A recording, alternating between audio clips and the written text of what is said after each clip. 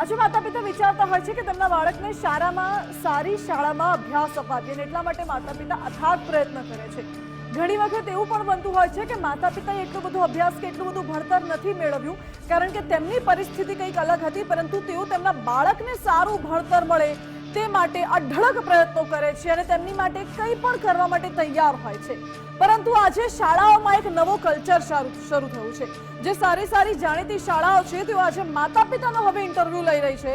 વિદ્યાર્થીઓનો ઇન્ટરવ્યુ લેવો જોઈએ કારણ કે વિદ્યાર્થી આ શાળામાં ભણવાનું છે, પરંતુ ના, વિદ્યાર્થીનો ઇન્ટરવ્યુ લેવાની જગ્યાએ આ શાળાઓએ હવે વાલીઓના ઇન્ટરવ્યુ લેવાનું શરૂ કર્યું છે અને આજે વાલીઓના ઇન્ટરવ્યુનો કલ્ચર વધી રહ્યું છે, જેના કારણે વાલીઓ પણ મૂંઝવણમાં મુકાયા છે।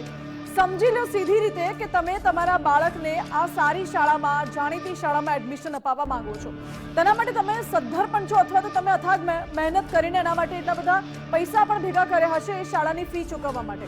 પરંતુ જ્યારે તમારું બાળક એ શાળામાં જાય એ પહેલા જ અગર શાળા તરફથી એવું કહેવામાં આવે કે ઇન્ટરવ્યુ બાળકનો નહીં, ઇન્ટરવ્યુ અમે તમારો લઈશું, એ વાલીનો ઇન્ટરવ્યુ લઈશું, અને જો વાલી ઇન્ટરવ્યુમાં ઇંગ્લિશ ન બોલી શકે અથવા વાલી ઇન્ટરવ્યુમાં જો પોતે ના બોલી શકે તો તેમના બાળકને પ્રવેશ આપવામાં નથી આવતો।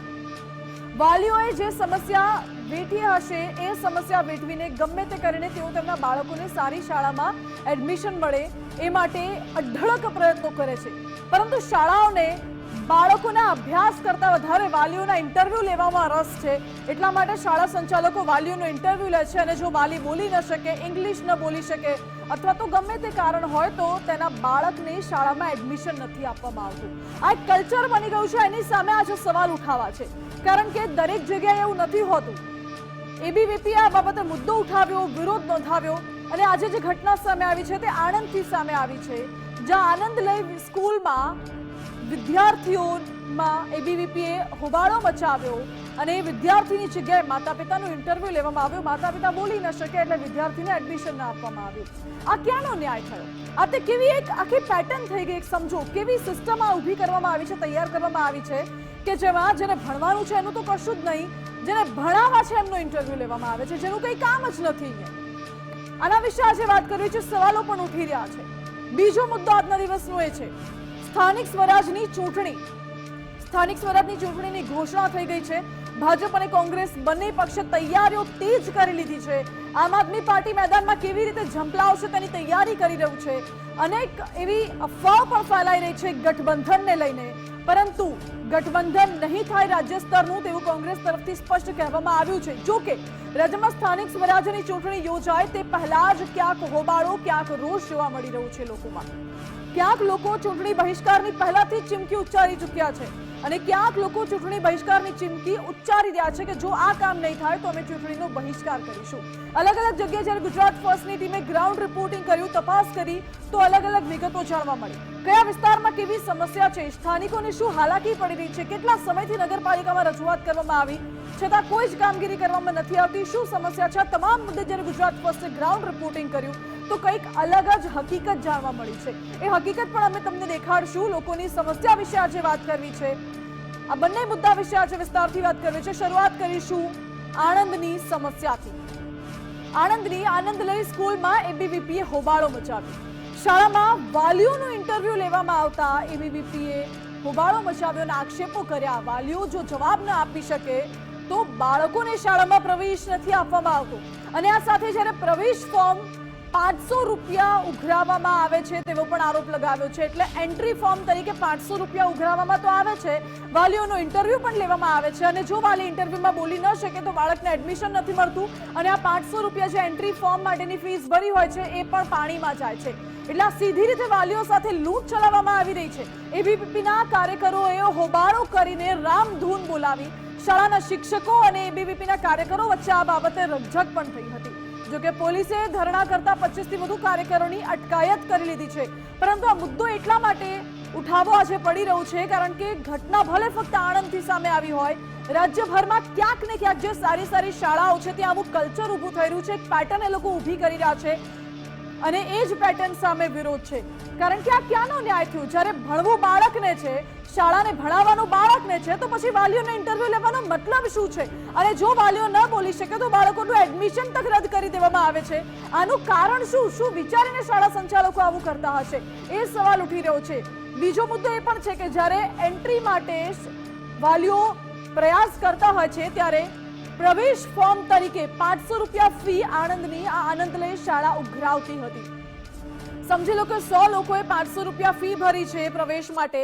શાળા દ્વારા ઇન્ટરવ્યુ લેવામાં આવે છે, 100 માંથી 10 કે 20 એડમિશન અગર તે લોકો મંજૂર કરે છે તો બાકીના તમામ 80 લોકોના બાળકોના એડમિશન તો રદ થયા। આ સાથે સાથે વાલીઓના 500 રૂપિયા પણ જાય છે અને આવી રીતે શાળા બેફામ રીતે લૂંટ ચલાવી રહી છે। આ એક કલ્ચર સામે વિરોધ છે, આ એક પેટર્ન સામે વિરોધ છે।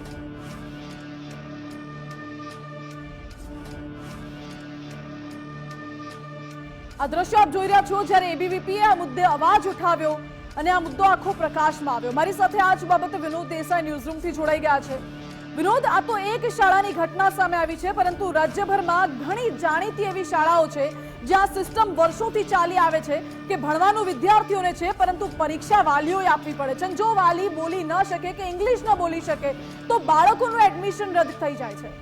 ચોક્કસથી માનસી, આ એક કરુણતા ગણી શકાય આપણા ભદ્ર સમાજની, તો પણ એમાં ખોટું નહીં ગણાય। એક રમૂજી વાત સાથે મારા વાતની શરૂઆત કરવી છે કે જ્યારે શાળામાં બાળકનું એડમિશન લેવામાં આવે ને વાલી શાળાએ જાય ત્યારે પૂછવામાં આવે કે તમે ચોપડા, તો કે અમારી આ જગ્યાએ આ એજન્સીમાંથી લેવાના છે, કપડાં તો આ એજન્સીમાંથી લેવાના છે, બૂટ તો આ એજન્સીમાંથી લેવાના છે, પાઠ્યપુસ્તક તો આ એજન્સી, તો પછી એજ્યુકેશન તો એના માટે તમે બહાર ટ્યુશન મેનેજ કરી લેજો। આ જે પરિસ્થિતિ છે એ ખૂબ હકીકત પરિસ્થિતિ છે। દરેક વાલી એવું ઈચ્છે છે કે મારું બાળક સારામાં સારી શાળામાં ભણે, એના માટે એ ગમે તે કરવા તૈયાર હોય છે। ત્યારે શાળાઓ માટે પણ હવે ચોઈસનો વિષય બની ગયો છે કે એક સ્ટાન્ડર્ડ હોય ફેમિલીનું, એક લેવલ હોય એ મા બાપનું, તો જ એમના બાળકોને એડમિશન આપવું અને એના માટે એક ઇન્ટરવ્યૂ પ્રથા ગોઠવવામાં આવે છે।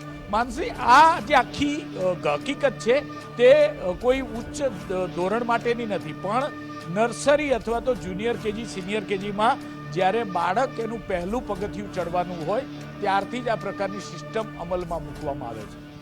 વાલીઓનો ઇન્ટરવ્યૂ કરવામાં આવે છે, એના આધારે વાલીઓનો ક્લાસ નક્કી કરવામાં આવે છે અને એના આધારે શાળાઓ નક્કી કરે છે કે અમારી શાળાને અનુરૂપ આ વ્યક્તિનો ક્લાસ છે કે કેમ, અને તો જ એને એડમિશન આપવાનું। અને ઘરે પણ એવો માહોલ બનાવવામાં આવે છે, જે બાળકનું એજ્યુકેશન છે ને એને એજ્યુકેશન નહીં પણ સ્ટેટસ સિમ્બોલ તરીકે જોડાય છે। જ્યારે 8-10 ગૃહિણીઓ ભેગી થાય ત્યારે કહી શકે કે મારું બાળક આ શાળામાં ભણે છે, એના માટે આ પ્રકારની પરિસ્થિતિનું નિર્માણ થતું હોય એવું હું માની રહ્યો છું। કારણ કે દરેક વ્યક્તિ એવું ઈચ્છતો હોય છે કે જે શહેરની સારામાં સારી અથવા તો એના અનુરૂપ શાળા હોય ત્યાં જ એને બાળકોને ભણાવવા છે ને એના કારણે આ પ્રકારની પરિસ્થિતિનું નિર્માણ થાય છે। પરંતુ સૌથી ગંભીર અસર જો આની કોઈ પડે છે તો એ બાળ માનસ, જે હજી તો કુમળું ફૂલ છે અથવા તો છોડ છે જેને વટવૃક્ષ બનવાનું છે ને આ દેશનું એને આગળ જઈને એને પોતાની જવાબદારીઓ નિભાવવાની છે, પરંતુ હજી આ પહેલું પગથિયું છે ત્યાં જ એને નિરાશા સાંપડતી હોય છે। કારણ કે બંને વસ્તુઓ જોવામાં આવે છે, મા બાપનું સ્ટેટસ, મા બાપનો એની ક્લાસ અને બાળકનું એજ્યુકેશન, અને તો જ એને એ શાળામાં એડમિશન આપવામાં આવે। હવે જ્યારે બાળક ઘરેથી તૈયાર થઈને શાળાએ એડમિશન લેવા માટે નીકળે અને પહેલી જ વખત હજી તો એ ઘરની બહાર કોઈ નીકળતું હોય ત્યાં જ એને નાસીપાસ થવું પડે અથવા તો નાપાસ થવું પડે, ત્યારે જે એના બાળ માનસ ઉપર અસર થતી હોય તે ખૂબ ગંભીર અસર થતી હોય છે। હવે આ કોઈ એક કે બે શાળાનો પ્રશ્ન નથી, રાજ્યમાં ચાલતી મોટા ભાગની મોટા ગજાની ખાનગી શાળાઓમાં આ સિસ્ટમ છે।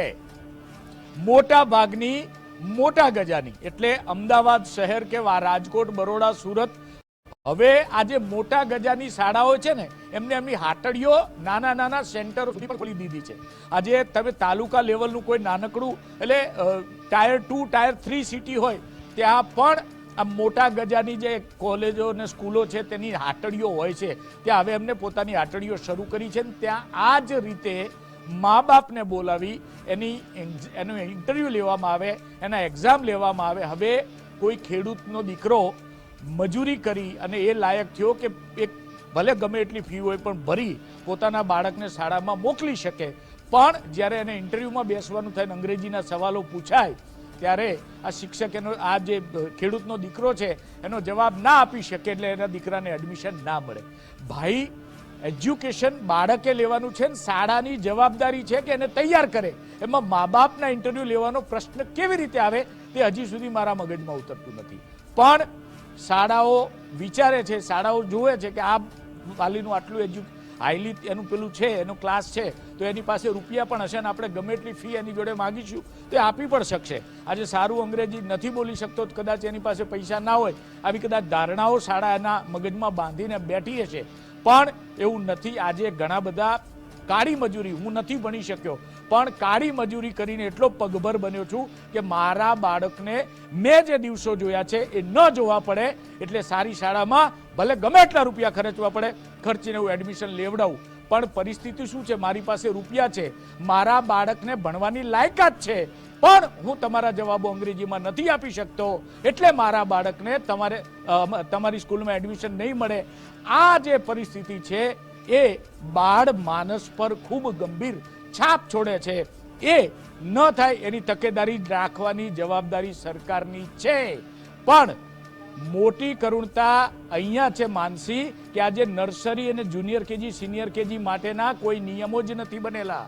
ગમે તે વ્યક્તિ પોતાના બંગલામાં આ હાટડી શરૂ કરી અને બાળકના બાળ માનસ સાથે ખિલવાડ કરી શકે છે. એને રોકનાર કોઈ નથી. એ પહેલા ધોરણમાં આવે પછી બધા સરકારી નિયમો લાગુ પડે છે. નર્સરી અને જુનિયર કેજી, સિનિયર કેજી માટેના કોઈ ધારા ધોરણો નથી. ગમે તે વ્યક્તિ 1-2-4 મંજૂરીઓ લઈને આ પ્રકારની આટડીઓ શરૂ કરી શકે છે અને બાળ માનસ સાથે ખિલવાડ કરી શકે છે. જી બિલકુલ વિનોદ, આભાર આપનો. એટલે સીધો અર્થ એ જ થાય છે કે જે માતા પિતા મહેનત કરીને, મજૂરી કરીને ઈચ્છે છે કે અમે જે દિવસો જોયા છે ને એ દિવસો અમારું બાળક ના જોવે, એટલા માટે તેઓ તેમની પરિસ્થિતિ પ્રમાણે સારામાં સારી શાળામાં તેમના બાળકને પ્રવેશ મળે તેવા પ્રયાસો સતત કરતા રહે છે. અને શાળાઓ શું કરે છે?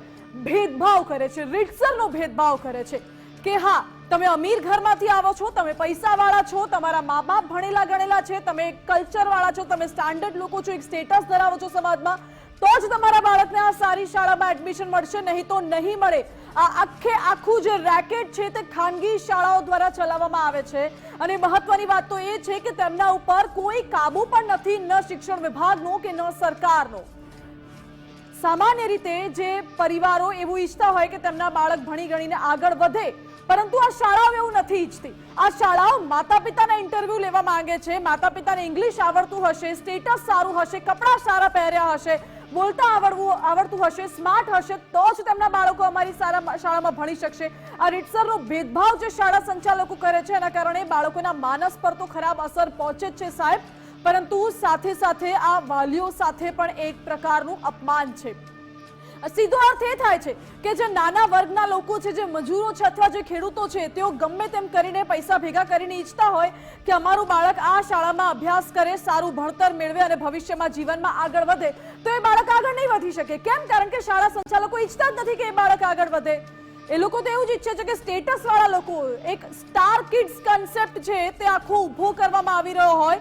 ક્યાંક ને ક્યાંક એવું લાગી રહ્યું છે, કારણ કે શાળાઓનું જે આખી સિસ્ટમ છે, વાલીઓના ઇન્ટરવ્યુ લેવાની, પ્રવેશ મેળવવાનો છે વિદ્યાર્થીને, પરંતુ પરીક્ષા આપવાની છે વાલીને. અને જો વાલી આ પરીક્ષામાં નાપાસ થયા, વાલી ન બોલી શક્યા અથવા સ્ટાન્ડર્ડ્સ મેચ ના થયા, કહેવાતા સ્ટાન્ડર્ડ્સ, તો બાળકને પ્રવેશ નહીં મળે. તેનું ભણતર, તેનું જીવન, તેનું ભવિષ્ય આ શાળા સંચાલકો બગાડી રહ્યા છે. આની સામે સરકાર અને શિક્ષણ વિભાગે કડક પગલાં ભરવા જોઈએ, કારણ કે ઘટના ભલે ફક્ત એક જગ્યાએથી સામે આવી હોય, આણંદથી, પરંતુ રાજ્યની મોટા ભાગની શાળામાં આ પ્રથા ચાલી રહી છે.